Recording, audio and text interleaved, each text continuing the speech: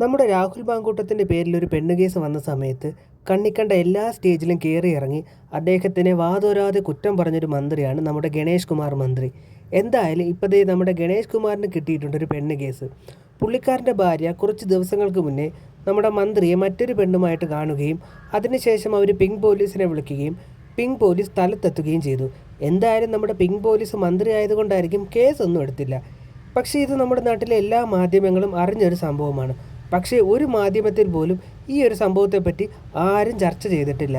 ഇപ്പം മറ്റേതെങ്കിലും മന്ത്രിയോ അല്ലെങ്കിൽ പ്രതിപക്ഷത്തിരിക്കുന്ന ഒരാളോ ആയിരുന്നെങ്കിൽ 24 മണിക്കൂറും ഈ ഒരു പെണ്ണ് കേസും പറഞ്ഞുകൊണ്ടിരുന്നതിന് നമ്മുടെ മീഡിയാസ്. എന്തായാലും നിലവിലൊരു മീഡിയാസും ഇതിനെപ്പറ്റി വായ തുറന്നിട്ടേയില്ല. മന്ത്രിയോട് ഇത്ര സ്നേഹമാണ് നമ്മുടെ മീഡിയാസിന്. അതുമാത്രമല്ല, ഇലക്ഷൻ സമയം കൂടെ അല്ലേ, മന്ത്രി എങ്ങനെ പച്ചയ്ക്ക് കുറ്റം പറയും? അതുകൊണ്ടായിരിക്കും. എന്തായാലും നമ്മുടെ രാഹുൽ മാങ്കൂട്ടം ഇന്ന് നമ്മുടെ മന്ത്രിക്കിട്ട് നല്ല രീതിയിൽ കൊടുത്തിട്ടുണ്ട്. രാഹുൽ മാങ്കൂട്ടത്തിന് നല്ല സന്തോഷമായി. കാരണം ഇത്രയും നാൾ നമ്മുടെ മന്ത്രി വാതോരാതെ അദ്ദേഹത്തിന് കുറ്റം പറഞ്ഞുകൊണ്ട് നടന്നതല്ലേ. നമ്മുടെ ഭാഗത്ത് എന്തെങ്കിലുമൊക്കെ കുറ്റമുണ്ടെങ്കിൽ നമ്മൾ എവിടെ പോയാലും അടച്ചിരിക്കണം. അല്ലാതെ നമ്മൾ ചെയ്യുന്നതൊക്കെ ശരി, മറ്റുള്ളവർ ചെയ്യുമ്പോൾ മാത്രം തെറ്റ് എന്ന രീതിയിൽ നടന്നു കഴിഞ്ഞാൽ ഇപ്പോൾ ദേ ഗണേഷ് കുമാറിന് കിട്ടിയ പോലെ ഇരിക്കും. എന്തായാലും പുള്ളിക്കാരൻ്റെ എത്രാമത്തെ കല്യാണമാണിതെന്നുള്ളത് നമുക്കറിയില്ല. ഇനി പുള്ളിക്കാരൻ കല്യാണം കഴിക്കുമോ എന്നും അറിയില്ല. ഇപ്പോഴത്തെ ഭാര്യ എന്തായാലും ഈ ഒരു സംഭവത്തോടു കൂടി തിരിച്ച് വീട്ടിലേക്ക് പോകാനാണ് സാധ്യത.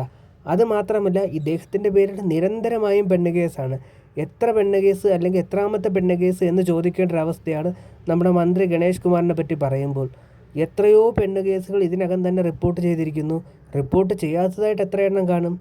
എന്തായാലും ഒരു മന്ത്രി ആയിരുന്നിട്ട് കൂടി ഇത്രയും പോക്കൃത്തരങ്ങളാണ് അദ്ദേഹം കാണിച്ചു കൂട്ടുന്നത്. കുറച്ച് ദിവസങ്ങൾ കൊണ്ട് നമ്മുടെ മന്ത്രി കൊടുക്കത്തെ ഷോ ഓഫ് ആയിരുന്നു. നമ്മുടെ മേയർ കുട്ടിയെ വെള്ളപൂശാനായിട്ട് KSRTC ബസ് ഡ്രൈവറായിരുന്ന യദുവിനെ പറ്റി ഒരാഴ്ച മുന്നെയാണ് ഇദ്ദേഹം കുറേ കല്ല് വെച്ച നുണകൾ പറഞ്ഞത്. അയാൾ 6 മണിക്കൂറോളം ഫോൺ വിളിച്ചുകൊണ്ടാണ് ബസ് ഓടിച്ചത്. അങ്ങനെ ഒരുപാട് കള്ളക്കഥകൾ അയാളെപ്പറ്റി പറഞ്ഞ് അങ്ങനെ ഇദ്ദേഹം ഒരുപാട് മനുഷ്യരെ പറ്റി വെള്ളപൂശാനും അല്ലെങ്കിൽ കുറ്റം പറയാനുമാണ് വായ തുറക്കുന്നത് തന്നെ.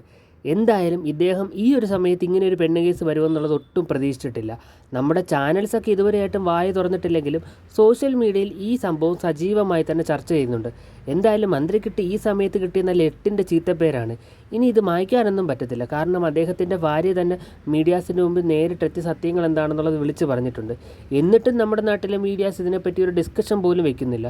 വളരെ മോശം തന്നെ നമ്മുടെ മീഡിയാസിൻ്റെ കാര്യം. മന്ത്രി ഗണേഷ് കുമാറിൻ്റെ സ്ഥാനത്ത് വല്ല രാഹുൽ മാങ്കൂട്ടവും ആയിരുന്നെങ്കിൽ 24 മണിക്കൂറും ഇതിനെപ്പറ്റിയുള്ള ന്യൂസും പിന്നെ അതിജീവിതയുടെ പിന്നാലെയുള്ള ഡിസ്കഷനുമായിരുന്നെ നമ്മുടെ ന്യൂസ് ചാനൽസിൻ്റെ പ്രധാന ഹോബി. എന്തായാലും മന്ത്രി ആയതുകൊണ്ടായിരിക്കും ഒരു ന്യൂസ് ചാനൽസും വായ തുറക്കുന്നില്ല. പക്ഷേ ജനങ്ങളുടെ വായ മൂടിക്കെട്ടാൻ പറ്റത്തില്ലല്ലോ. ഇനിയെങ്കിലും ഇതുപോലത്തെ പെണ്ണ് കേസിൽപ്പെട്ട ഒരു വ്യക്തിയെ മന്ത്രിയാക്കാതിരിക്കുക. അല്ലെങ്കിൽ സ്ത്രീകളുമായി ബന്ധപ്പെട്ട എന്തെങ്കിലുമൊക്കെ ചീത്തപ്പേരുള്ള വ്യക്തികളെ മന്ത്രിസ്ഥാനത്ത് നിന്ന് മാറ്റി നിർത്തുക. അല്ലാതെ നമ്മുടെ നാട് ഭരിക്കുന്ന ഇത്രയും വലിയൊരു സഖാക്കളുടെ പാർട്ടിയിൽപ്പെട്ട ഒരു മന്ത്രി ഇത്രയും തെമ്മാടിത്തരങ്ങൾ കാണിക്കുകയും നിരന്തരമായി പെണ്ണ് കേസ് ഉണ്ടാക്കുകയും ചെയ്തിട്ടും ആരും ഇതിനെപ്പറ്റി ഒന്നും തന്നെ മിണ്ടുന്നില്ല. ഇപ്പോൾ മറ്റു പാർട്ടികളിലായിരുന്നെങ്കിൽ അദ്ദേഹത്തിനെ പാർട്ടിയിൽ നിന്ന് പുറത്താക്കിയ പോലും നമ്മുടെ നാട്ടിലെ സംഘികളോ അല്ലെങ്കിൽ സഖാക്കളോ അയാളെ വെറുതെ വിടത്തില്ല. പിന്നാലെ നടന്ന് കൂവാനും കോലം കത്തിക്കാനും അല്ലെങ്കിൽ സോഷ്യൽ മീഡിയയിൽ അസഭ്യം പറയാനും നമ്മുടെ സഖാക്കൾക്ക് 100 നാവാണ്. പക്ഷേ സ്വന്തം പാർട്ടിയിൽപ്പെട്ട ഒരാൾ ഇത്രത്തോളം മോശമായ രീതിയിലൊരു പ്രവൃത്തി ചെയ്തു കഴിഞ്ഞാൽ അതിനെ അവർ നല്ല രീതിയിൽ തന്നെ ന്യായീകരിച്ച് മെഴുകും. കാരണം നമ്മുടെ സംഘികൾക്ക് മെഴുകാനല്ലേ അറിയാവൂ, നല്ലൊരു കാര്യം ചെയ്യാൻ അറിയില്ലല്ലോ. ഇതേ സമയത്ത് നമ്മുടെ രാഹുൽ മാങ്കൂട്ടത്തിനെതിരെ ഒരു കേസ് വന്ന സമയത്ത് ആ പാർട്ടി കൃത്യമായിട്ട് അദ്ദേഹത്തിനെ പുറത്താക്കുകയും കേസിൻ്റെ അവസാനം എന്താണോ അത് നോക്കിയിട്ട് ബാക്കി കാര്യങ്ങൾ തീരുമാനിക്കാമെന്നും പറഞ്ഞു.